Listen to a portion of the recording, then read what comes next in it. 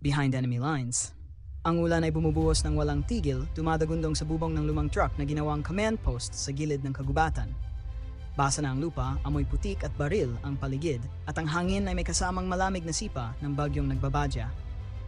Sa loob, nakaupo si Staff Sergeant Ramon Mon de la Cruz. Hawak ang kanyang helmet at nakasandal sa pader na gawa sa pinagsamang kahoy at yero. Malapit na silang lumusong. Mon, tawag ng kanyang kaibigang si Corporal Villanueva na mas kilala sa palayaw na Villa. Pagbalik natin, ikaw ang sagot sa unang tagay, ha? Ngumiti si Ramon kahit mabigat ang dibdib. Basta't makabalik tayong lahat, ako pa ang bibiling alak. Tumawa ang ilan, pero alam nilang lahat, walang kasiguraduhan sa giyera. Kahit ang pinakaplano ay pwedeng magbago sa loob ng ilang segundo. Ang kanilang platoon ay binigyan ng simpleng misyon. Mag-record ng galaw ng mga armadong grupo na umano'y nagtatayo ng kampo sa may bundok. Hindi sila dapat makikigbakbakan, kundi mag-oobserba at mag-ulat. Pero alam ng bawat sundalo sa Mindanao, walang misyon ang tunay na simple. Nang gabing iyon, tahimik nilang tinawid ang masukal na gubat, bit-bit ang mga baril at kaunting supply. Sanay na si Ramon sa ganitong galawan, halos 10 taon na siya sa serbisyo. Pero iba ang pakiramdam niya na ngayon. Parang may bagyong hindi lang sa langit, kundi pati sa lupa. Maya-maya, putok ang sumabog. Una isa, tapos ay sunod-sunod. Ang dilim ay biglang nagliwanag sa mga tracer rounds. Bumagsak si Corporal Jimenez, tinamaan bago pa makapagtago. Nagsisigawan ng mga tao, sabay-sabay na umalingaw-ngaw ang M16 at M4, humahalo sa dagundong ng AK-47 ng kalaban. Ambush! Sigaw ng kanilang leader si First Lieutenant Sandoval. Scatter! Hanap ng cover. Gagawatak-watak ang grupo, bawat isa ay naghanap ng matibay na taguan. Sumubsob si Ramon sa likod ng isang malaking puno, hawak ang kanyang M4 na parang huling sandalan ng buhay. Ang ingay ay parang kulog na walang katapusan, sigaw, putok at putik na nagtatalsikan. Pagkatapos ng halos 10 minuto ng palitan, unti-unting humupa ang putok. Sa pagkakadapa, pinilit ni Ramon na gumapang. Nang lumingon siya, wala na ang kanyang mga kasama. Ang iba ay bumagsak, ang iba na may hindi na niya makita. Durog ang kanyang radyo sa tama ng bala. Mag-isa siya, at nasa gitna siya ng teritoryo ng kalaban, behind enemy lines. Huminga siya ng malalim, pinilit pakalmahin ang sarili. Hindi pwedeng magpatalo sa takot. Kung may natutunan siya sa loob ng serbisyo, ito iyon. Kapag kinain ka ng takot, tapos ka na. Kailangan niyang makaligtas, makabalik at makapag-ulat. Tahimik siyang naglakad, halos dahan-dahang gumagalaw, nakikinig sa bawat kaluskos. Ang dilim ng gubat ay parang nilulunok siya.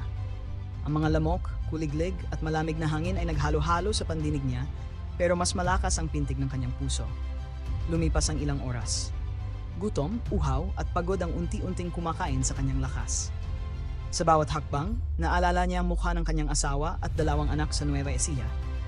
Ang mga tawanan ng kanyang platoon. Ang dasal bago lumusong. Hindi ako pwedeng sumuko, bulong niya sa sarili. Sa di kalayuan, nakakita siya ng ilaw. Dahan-dahan siyang gumapang hanggang sa makita niya ang kampo ng kalaban. Nagtayo sila ng mga kubo at barong-barong, may nakasampay pang mga uniforme at bandila. Mga armadong lalaki, mga AK at RPG na nakapatong sa tabi nila. Ngunit ang pinaka nagpahinto sa kanya ay ang mesa sa gitna, puno ng mapa at papel. Lumapit siya ng konti, sapat para mabasa ang ilan. Nakita niya ang nakasulat, plano ng pag-atake sa ilang baryo sa paligid. Mga baryong puno ng sibilyan, mga inosenteng tao. Kung matutuloy yon, daan-daang buhay ang mawawala. Nangalit ang bagang ni Ramon, hindi siya pwedeng dumaan lang. Wala siyang radyo, wala siyang kasama, pero nandiyan siya. Isa lang ang paraan para makagawa ng pagbabago. Dahan-dahan niyang hinawakan ang granada sa kanyang vest. Naramdaman niya ang bigat nito, isang maliit na bilog na maaring magbago ng lahat. Alam niyang kapag nagkamali, tapos na siya. Pero kung tama ang tiempo, pwede niyang sirain ang plano ng kalaban. Bahala na, bulong niya.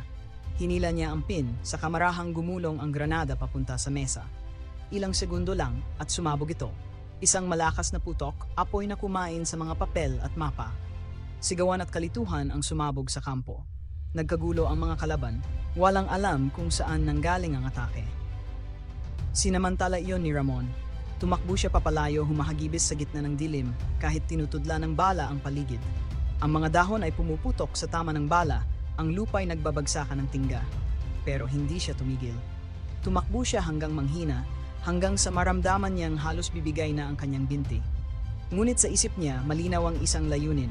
Makabalik sa kampo, madala ang balita, at mailigtas ang mga tao. Magdamag siyang naglakad, nilalabanan ng uhaw at gutom. Sa ilang pagkataon, halos makasalubong siya ng mga nagbabantay na kalaban, pero laging nakatakas dahil sa disiplina at instinct. Ang gubat ay naging kaaway at kakampi niya, nagbibigay ng taguan, pero nagbabanta ng panganib. Nang sumikat ang araw, nakita niya sa malayo ang landas na alam niyang papunta sa kanilang forward base. Nanginginig na ang kanyang tuhod, sugatan, at halos wala ng lakas. Ngunit patuloy siyang gumapang, bumangon at lumakad. Sa wakas, narinig niya ang tinig ng mga sundalo. "Sir, may tao!" sigaw ng isa. Dali-dali silang lumapit, itinutok ang baril bago nila nakilala ang mukha. Staff Sergeant De La Cruz, buhay pa. Bumagsak si Ramon sa lupa, pagod, halos wala ng malay. Ngunit bago siya tuluyang pumikit, nakangiti siya. "Nagawa ko," mahina niyang sabi. Ilang linggo ang lumipas, naging balita sa buong kampo ang ginawa ni Ramon. Ang pagsabog na kanyang inumpisahan ang siyang sumira sa plano ng kalaban. Ang mga baryo ay nailikas at daan-daang buhay ang nailigtas.